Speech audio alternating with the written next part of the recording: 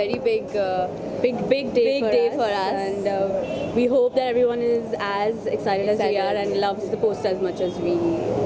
आप लोग कितने सर आप लोग कितने प्राउड फील कर रहे हो अपने Absolutely proud. At this young day and age, to become producers is not so easy, and they have managed. It's a wonderful achievement. We are very proud of them. आप क्या कहना चाहोगे? My same. I mean, I can't be more prouder. The fact that they are so young, plus they are women, so a lot of things have been very hard for them, but they've achieved it, and I'm hoping that they'll achieve more. सो अब आपकी इस movie के बारे में थोड़ा सा कुछ so basically movie का नाम है द रीयूनियंस, जो इसका मतलब है कि लोग बहुत सालों के बाद, कॉलेज के बाद मिल रहे हैं.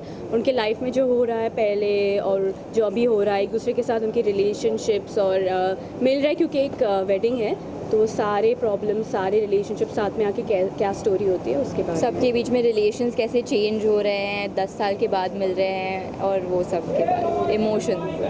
तो लास्टली आप फैंस को क्या कहना चाहोगे आपको? Please come and watch the movie and please support us because we are your youngest producers and we hope that you'll We support hope you us all and love show your our love. movie. Yes. It's full of fun and laughter, and we hope you all enjoy it as much as we have. विशेष आपकी तरफ से हमारी तरफ से नहीं. I don't think we have any questions because we have a very open relationship. So हम सब कुछ जानते हैं उनके बारे में. So we are happy the way they are. The ones who are actually doing this, which is bravo, yeah, just absolutely amazing, and I wish them all the best of luck. सो अभी जो ऊपर जो धमाल मस्ती होने वाला है, जब poster launch होगा तो कितने एक्साइटेड है आप? No, I'm very excited for Nandita and her family, for the two girls. I think it's amazing. I remember when I know Nandita through Varis. She was heading the creative thing in during when we started the show, and her daughter used to come to our set, and now she's done this. It's amazing. I'm really excited for them. So better किसका काम अच्छा लगा कि उसकी daughter का या फिर उसके वो? I don't know. I mean, I'll have to go and see, but I'm pretty sure that all of them are amazing. Creativity runs in the family, so I think I'm pretty sure that will go. You are the director for this movie, तो क्या कुछ कहना चाहोगे? बस एक बहुत ही मज़ेदार किस्म की फ़िल्म है और उन चीज़ों के बारे में बात करती है जिन चीज़ों से हम सब चाहते हैं, ना चाहते हुए गुज़रना पड़ता है, और फिर कुछ एक ज़िंदगी के ट्विस्टन ऐसे होते हैं जो आपको एक चौराहे पे या एक मुकाम पे लाके खड़े कर देते, और वहाँ से दो राह निकलता है.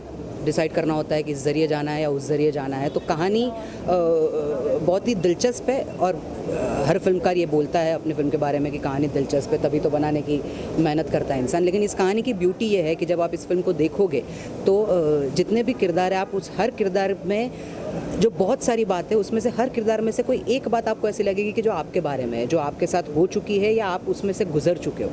और ऐसा आमतौर पे होता नहीं है. कोई एक कैरेक्टर से रिलेट करना आसान होता है, लेकिन जब कोई किसी फिल्म में 7-8 किरदार हो और 8 किरदार से ऑडियंस को रिलेट करवाना हो, तो एक बहुत बड़ा टास्क होता है. तो मुझे ऐसा लग रहा है कि एक वो टास्क जो है वो हमने बहुत ही बखूबी और बहुत ही सूदिंगली, स्मूथली अचीव किया हुआ है.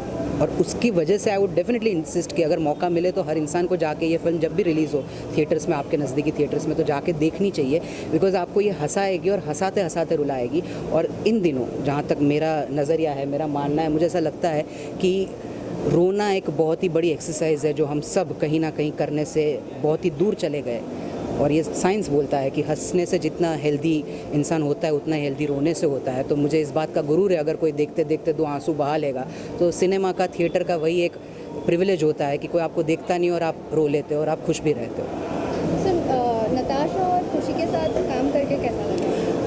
एक बहुत कम फिल्मकारों को ऐसा एक एक्सपीरियंस मिलता है कि जिसमें आप पहली फिल्म बनाते हो और वो फिल्म बनाते वक्त आपको वो कॉन्फिडेंस, वो लिबर्टी, वो प्रिविलेजेस दिए जाए जैसे आप ऑलरेडी 4-5 ब्लॉकबस्टर बना चुके हो. तो नताशा और खुशी का जहाँ तक मेरे साथ काम करने का या मेरा उनके साथ काम करने का एक्सपीरियंस है, मैं ये कहूँगा कि उन्होंने मुझे हर बार हर चीज़ में सपोर्ट दिया है, कॉन्फिडेंस दिया है और एक ब्लाइंड फेथ के साथ एक लिबर्टी दी है. हालांकि बहुत सारी चीज़ें ऐसी थी जिस पे हमारे बहुत सारे लंबे चौड़े क्रिएटिव डिस्कशंस हुए, और जो क्रिएटिव डिस्कशन का एक मज़ा होता है कि वो डिस्कशन कब आर्ग्यूमेंट में बदल जाता है और वो आर्ग्यूमेंट कब झगड़े में तब्दील हो जाती है आपको पता नहीं चलता है. तो हमने वो फेजेस भी देखे हैं, लेकिन उसके एंड में जब भी कुछ डिसीजन लेने की बात आती है तो उन्होंने हमेशा मेरे पे ब्लाइंड फेथ रखी है, जिसका एक प्लस पॉइंट ये है कि अगर फिल्म लोगों को पसंद आती है तो मैं गुरूर के साथ कहूँगा कि अरे अरे मैंने बहुत कुछ किया है. लेकिन अगर फिल्म लोगों को पसंद नहीं आती है तो वो सारी रिस्पॉन्सिबिलिटी भी मेरी ही होगी. तो जैसे कि आज पोस्टर लॉन्च है फिल्म का, तो उसके लिए कितना एक्साइटेड है? It's quite exciting, obviously. Like things happen for.